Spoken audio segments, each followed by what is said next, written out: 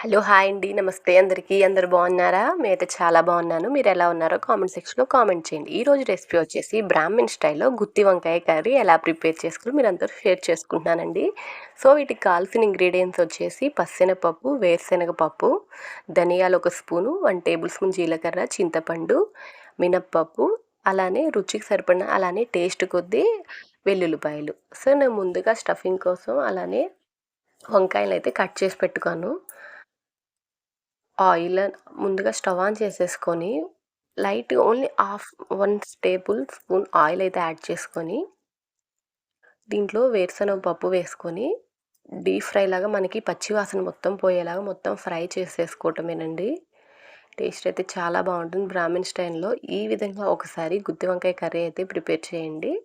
ఎవరు తినని వాళ్ళు కూడా ఖచ్చితంగా ఈ ప్రాసెస్ పక్కా మెజర్‌మెంట్స్‌తో తయారు చేసుకొని తినండి. అస్సలు వదలరండి.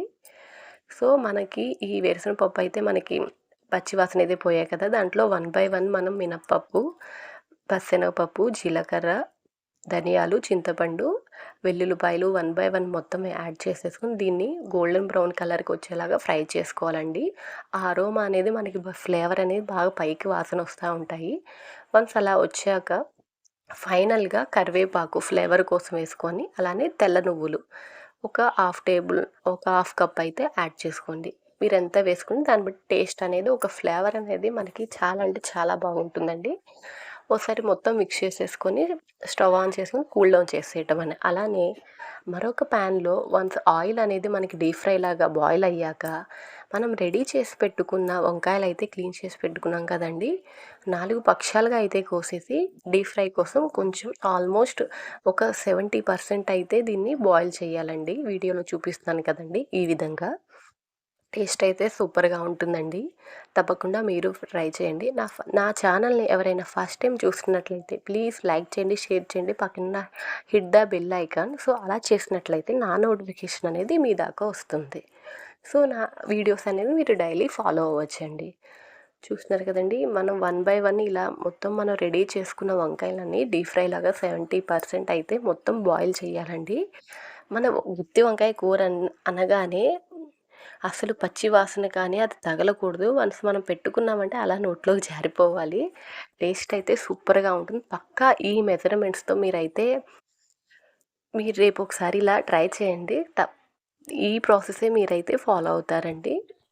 మా బ్రాహ్మిన్ స్టైల్‌లో మీరు ట్రై చేయండి ఫ్రెండ్స్. సో, 1 బై 1 మన ఈ గుత్తి వంకాయలు మొత్తం డీప్ ఫ్రై చేసేసుకోవటమేనండి. 70% మొత్తం.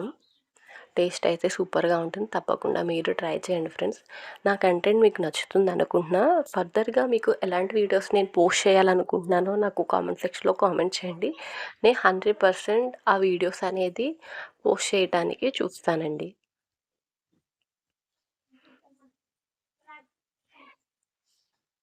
సో, 1 బై 1 ఇలా మొత్తం మనం మిక్స్ చేసేసుకుంటూ ఎక్కడ పచ్చి వాసన లేకుండా మీడియం ఫ్లేమ్‌లోనే ఉంచుకొని 70% వంకాయలనైతే బాయిల్ చేసేసుకోండి ఫ్రెండ్స్.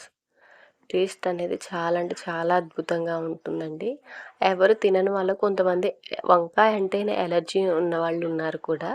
సో, వాళ్ళకి ఈ విధంగా అయితే ట్రై చేయండి. టేస్ట్ అయితే చాలా బావుంటుంది. సో, ఇందాక మనం ఈ గుత్తి వంకాయల్లోకి పౌడర్ అయితే మనం పక్కన పెట్టుకున్నాం గదా! రెడీ చేసుకున్నాం. దాన్ని మనం మిక్సీ గ్రైండ్ చేసేసుకొని దీనిలోకి ఉప్పు, కారం, పచ్చి కారం అయినా యాడ్ చేసుకోవచ్చు. లేదా మనం ఎండుమిర్చి అనేది ఆ ప్రాసెస్‌లో ఎండుమిర్చి అనేది వేసేసుకొని కారం బదులు ఎండుమిర్చి అయినా వేసుకోవచ్చు. సో, నేను ఎండుమిర్చి అయితే తీసుకోలేదు. డైరెక్ట్‌గా ఉప్పు, కారం తీసేసుకొని దీన్ని మొత్తం మిక్స్ చేసేసుకుంటున్నానండి. ఆ పౌడర్‌కి ఈ ఉప్పు, కారం అనేది ఆ ఫ్లేవర్స్ మొత్తం పడతాయి ఆ మసాలాకి. టేస్ట్ అనేది చాలా అంటే చాలా బావుంటుంది ఫ్రెండ్. సో, ఎండ్ ఎండ్ వరకు ఎక్కడ స్కిప్ చేయకుండా చూడండి. మీకు వీడియో అనేది అర్థమవుతుంది. టేస్ట్ కూడా అలానే బావుంటుంది. కర్రీ చేస్తుండగానే నాకే నోరు ఊరిపోతా ఉంది. ఎప్పుడెప్పుడు అయిపోతుందా తినాలా అనిపిస్తుంది. సో, మనం రెడీ చేసుకున్న ఈ వంకాయలైతే ఉన్నాయి కదండీ!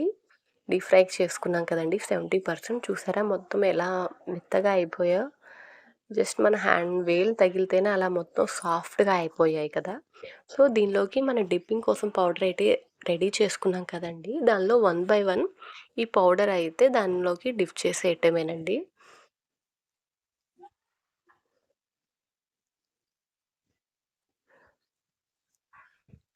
ఇలా వన్ బై వన్ మొత్తం ఆ పౌడర్ అనేది వంకాయలోకి మొత్తం డిప్ చేసేయటమేనండి. దానిలోకి పెట్టేసేసుకోవటం మసాలా మొత్తం పట్టేటట్టు. టేస్ట్ కూడా చాలా అంటే చాలా బావుంటుంది. తప్పకుండా మీరు ట్రై చేయండి ఫ్రెండ్. సో, ఇలా వన్ బై వన్ మొత్తం మనం రెడీ చేసుకున్న పౌడర్ అయితే ఉంది కదండీ! సో, మొత్తం డిప్ చేసేసి దీన్ని మనకి ఆయిల్ అయితే బాయిల్ అయ్యి ఉంది కదండీ! సో, దాన్ని మొత్తం ట్రాన్స్‌ఫర్ చేసేసుకోవటమేనండి వన్ బై వన్. ఒక 5 మినిట్స్ అనేది మళ్ళీ దీన్ని బాయిల్ చేస్తే ఆ ఫ్లేవర్స్ అన్నీ ఈ గుత్తి వంకాయలోకి మొత్తం ఆ మసాలా మొత్తం పట్టి టేస్ట్ అనేది ఇంకొంచెం మోర్ అనేది ఎక్కువైతే ఫ్లేవర్ అనేది చాలా అంటే చాలా బాగుంటుందండి.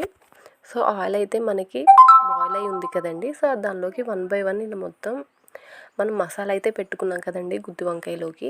దాన్ని మొత్తం వన్ బై వన్ ట్రాన్స్ఫర్ చేసేసుకోవటమేనండి. లో ఫ్లేమ్‌లోనే ఉంచుకొని ఒక 5-10 మినిట్స్ అనేది మొత్తం బాయిల్ అవ్వనివ్వండి.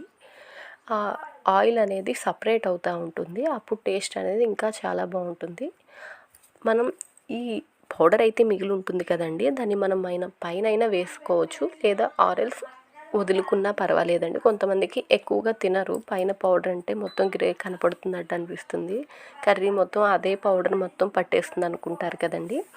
సో, ఆ ప్రాబ్లమ్ ఏమి లేకుండా అది మీరు స్కిప్ చేసుకోవచ్చు. ఆరెల్స్ ఇలా వేసుకుంటే పైన ఇంకొంచెం టేస్ట్ అనేది చాలా అంటే చాలా బాగుంటుందండి.